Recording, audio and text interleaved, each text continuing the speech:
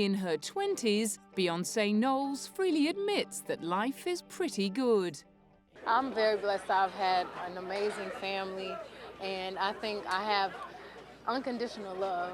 And regardless if I'm a celebrity, singer, whatever, I have a life outside of that. I don't define my life by my success as a star, superstar, or whatever you want to call it. I do what I do because I love it, and I'm grateful that I have support and people that tell me the truth in my life. Beyoncé's charmed life began in Houston, Texas in 1981. By the age of 7, she was winning talent competitions. And just 1 year later, she and best friend Kelly Rowland were rapping and dancing in a group called Girls Time, which went on to become Destiny's Child.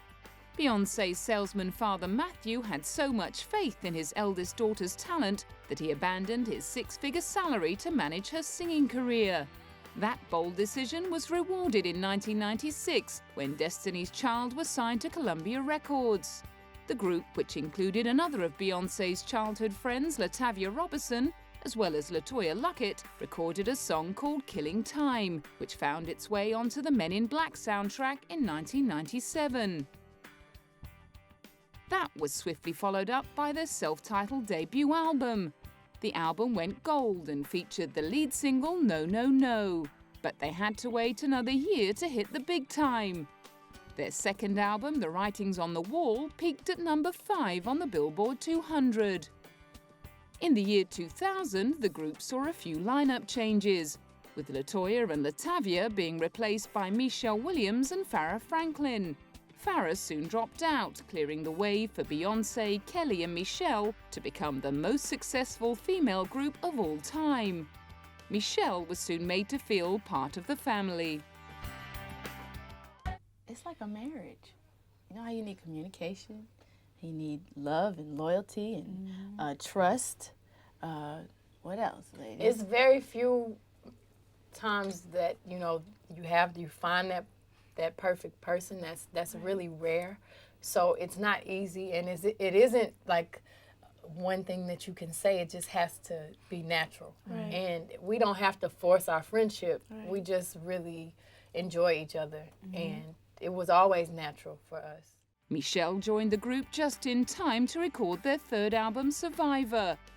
Co-produced by Beyoncé, the album went straight to number 1 on the Billboard charts and spawned the hits Independent Woman Part 1, Bootylicious, and the title single Survivor, written by Beyoncé and her father Mathew.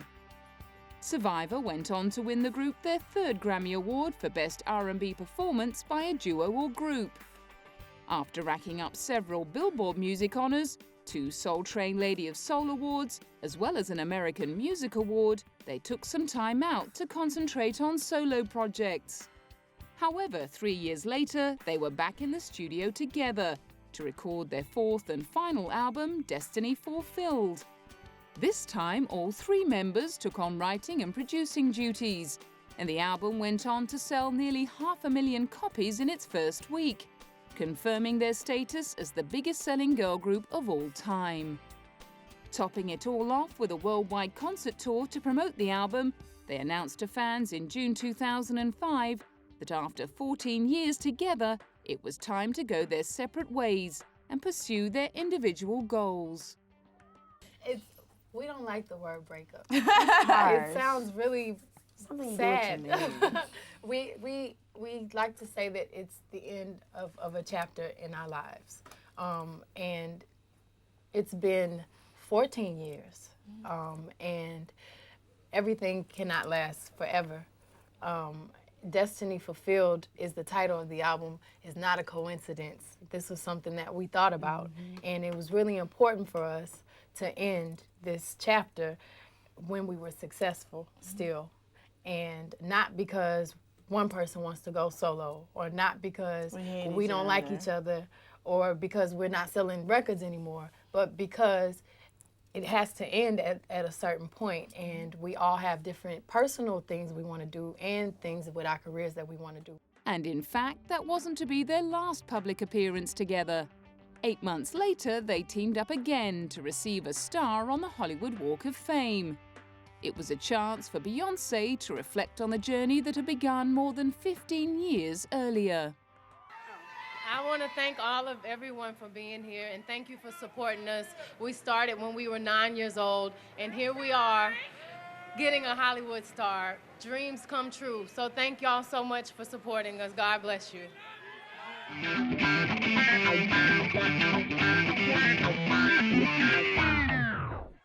At just 25 years of age, Beyoncé had not only fulfilled her destiny as one-third of the world's biggest-selling female group, she was already 3 years into a successful solo career, which had begun with the release of Dangerously in Love in 2003. Sitting in the producer seat, she collaborated with the likes of Missy Elliott, Big Boy, Sean Paul, and boyfriend Jay-Z to showcase a more intimate side of herself than she was able to reveal as part of a trio. Basically, I wanted people to get a feel for me. And the album is vulnerable. It's a lot more vulnerable than Destiny's Child's album because we've always been really strong. And I'm still strong, but I wanted people to see me differently and realize that I'm still human. Determined to get everything right for his daughter's big debut, her manager father kept pushing back the release of the album. And after long deliberations about which song should be the lead single, they settled on Crazy in Love. And the album was finally released in June 2003, much to Beyoncé's relief. I'm very anxious. I'm very excited. I'm happy. I have so many great things happening for me right now. And I'm nervous, but the nervousness is good. It makes me feel like, okay, something is gonna happen. And she was right. Dangerously in Love debuted at #1 on the Billboard 200, selling over 300,000 copies in the first week, and eventually clocking up sales of 5 million worldwide. The singles Crazy in Love and Baby Boy also made it to the top of the charts. Her phenomenal success put her in the box seat for the 2004 Grammy Awards, where she was scheduled to perform with Prince. She ended up going home with a massive haul of 5, including Best Female R&B Vocal Performance for Dangerously in Love 2, Best R&B Song for Crazy in Love, and Best Contemporary R&B Album. After the big night, she was still feeling overwhelmed. I cannot believe it. I'm like this. Like, I don't know what to feel. It's unbelievable. Where are you going to put all these Grammys? I have 3. My mother has 3 actually from Destiny's Child, so I'll probably put the other 5. That's crazy. After that, Beyoncé was everywhere, performing at every prestigious event from the Super Bowl to the Academy Awards, as well as recording another album with Destiny's Child and embarking on yet another career as an actress. In fact, her ridiculously busy schedule forced her to postpone plans to record a follow-up to Dangerously in Love until early 2006. Back in the studio with collaborators Rich Harrison, Rodney Jenkins, and Sean Garrett, she decided to call the album B-Day, and its US release was coordinated to coincide with her quarter-century anniversary on the 4th of September 2006. The best birthday gift is for my album to be received really well. And I think I'm just gonna have like an intimate dinner with my friends and hopefully some good food. I'm gonna have a party after an award show in New York on the 31st. But it's gonna be like a big party with a lot of people, so I won't be able to relax. So I'll do it on my actual birthday, just at home, private, intimate dinner. Instead, she decided to spend the big day kicking her heels up with fans in Japan.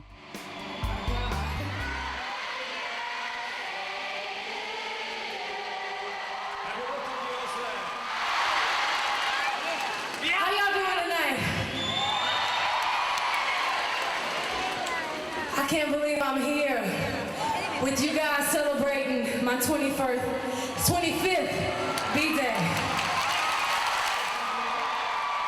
This is the most amazing cake I've ever seen in my life.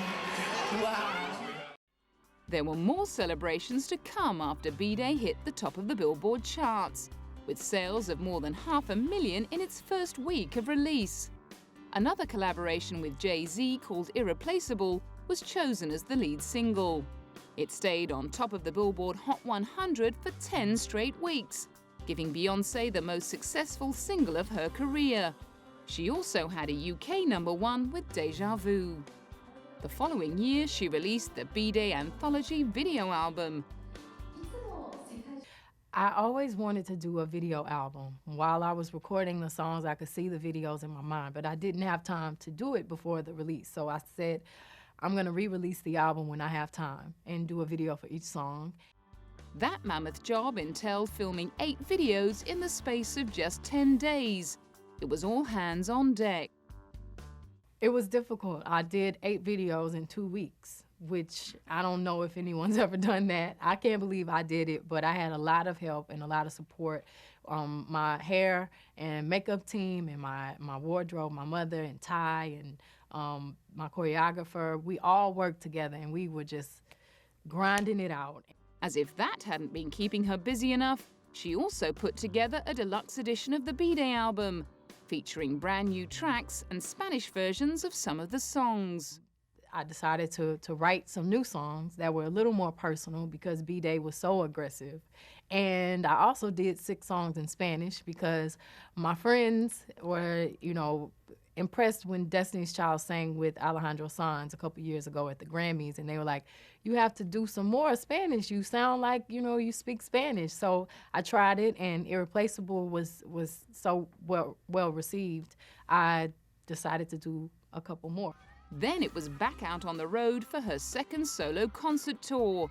Supported by an all-female band of musicians, the Beyoncé Experience kicked off in Tokyo on April the 10th.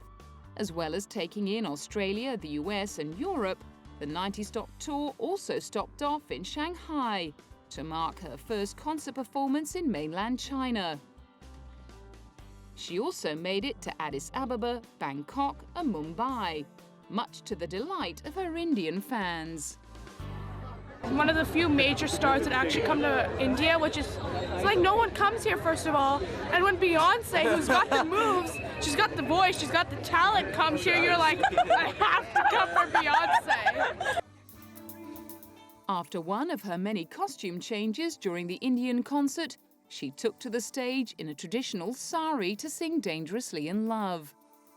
While there were no wardrobe malfunctions on that night, during a concert in Orlando, she got her heel caught in her floor-length jacket and tripped down a flight of stairs.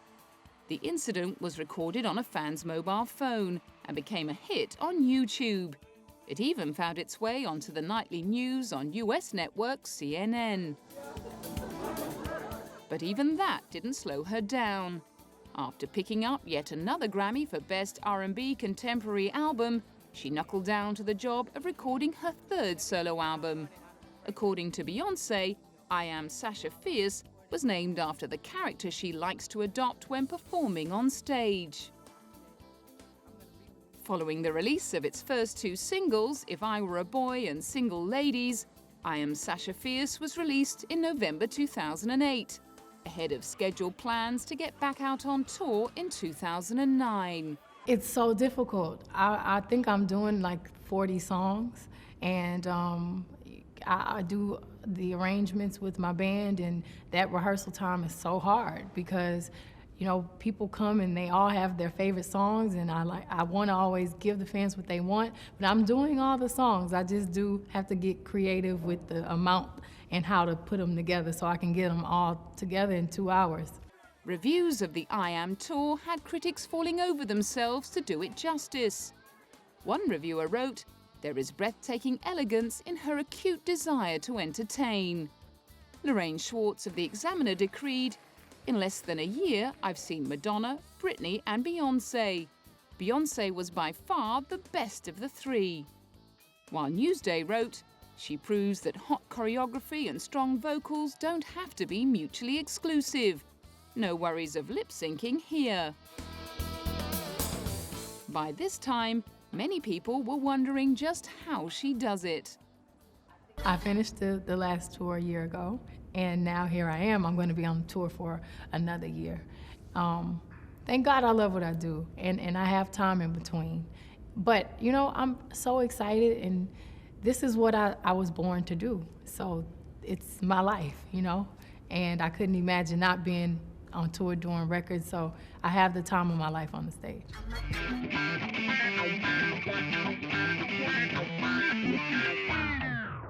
Not content with having the time of her life on stage and in the studio, Beyoncé has also somehow found the time and energy to put together an impressive film career, which began with the made-for-TV film Carmen Hip Hop. Next, she had a small role in the Austin Powers sequel, Goldmember. Then, in 2003, she starred opposite Cuba Gooding Jr. in The Fighting Temptations as a gospel choir singer. Being only her second big screen role, she was nervous about how it would turn out. I was terrified, and the first time I saw this, the same feeling, but I was so critical the first time. The second time was a little better. Now I can really watch it.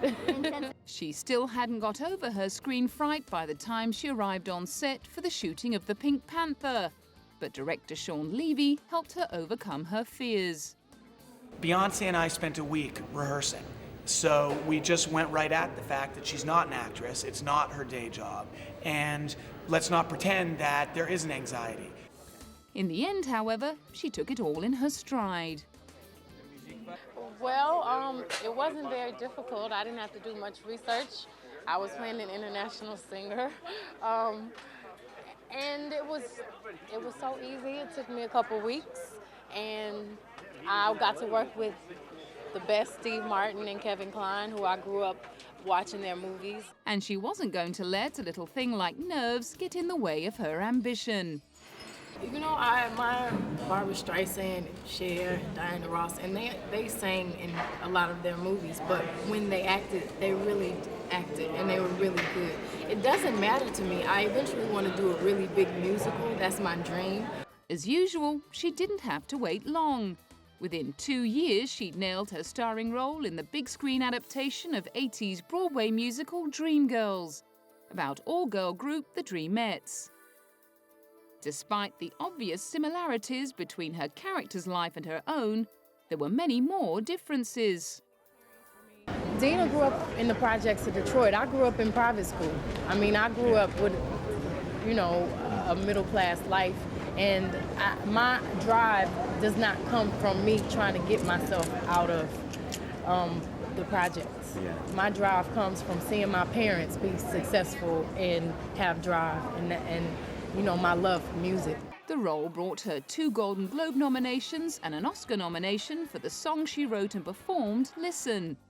And by now, she'd become a dab hand at switching back and forth between careers. Whenever I do an album and I do all the touring, and then I'm like, okay, after a year of it, I want to do something else. And I love the stability of the movies, and I just love doing something that I'm still learning, I'm new at. It's almost like starting over, which is really exciting. And then when I do that, the movie, I'm like, okay, I gotta get back in the studio. I wanna go perform every night. So it keeps my life interesting, and that's my goal, to keep growing and keep learning and becoming more of an artist. She proved that commitment by producing as well as starring in Cadillac Records, about real-life heroin-addicted soul singer Etta James. The hardest thing, probably the emotional scenes. Every day I would come home with swollen eyes and having to think about the most painful things that have happened to me in my life, just so I can give an honest performance. It was difficult because I'm not a person that dwells on negativity, and it was hard, but you know, it was necessary, and I think I gave the best performance of my life. Co-star Adrian Brody agreed. She's so impressive. I was blown away, actually. I mean, she's a hard worker and immensely talented, and she sang so beautifully and was connected emotionally to the hard stuff, the real the vulnerability of Etta James, and I was really impressed.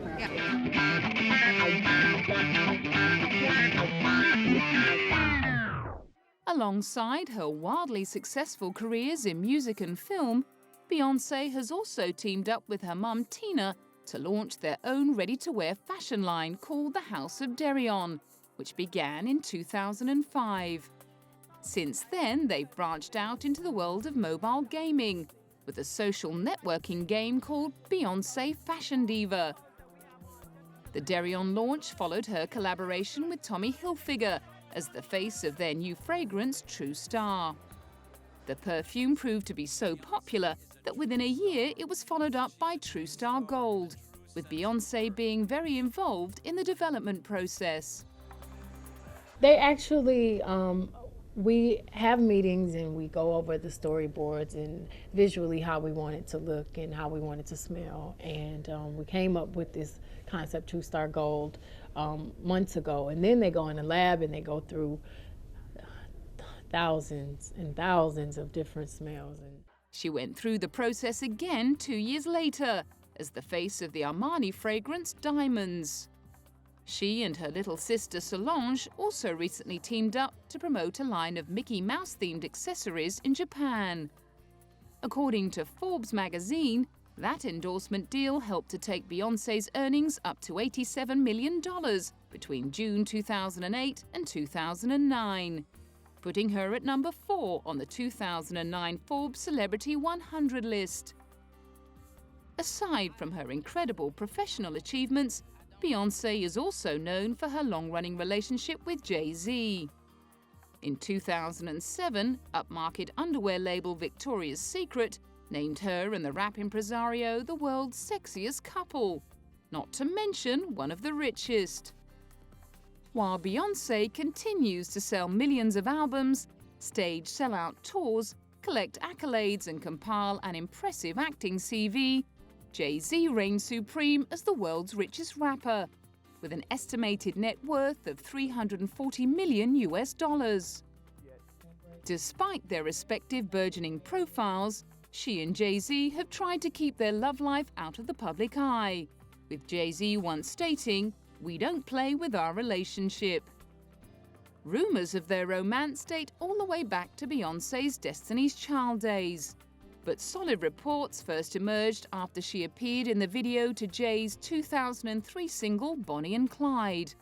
Later the same year, they also collaborated on Beyoncé's smash Crazy in Love. In 2005, Beyoncé shouted down rumors that they were about to tie the knot by insisting they weren't even engaged. However, in April 2008, the cat was out of the bag after an early morning trip to Scarsdale Village Hall in New York. Oh, I think that's so exciting. It's fun, it's exciting, and I can't believe they came all the way here to get a marriage license. That's very nice. The press duly camped outside of Jay-Z's apartment, hoping to get a snap of the newly betrothed. Having finally found a window in their crazy schedules to put a ring on it, Beyoncé got around to confirming the news in the opening montage of a video to launch her album I Am Sasha Fierce. Since then, they've been less shy about appearing together in public and have become regular fixtures at each other's premieres and awards nights.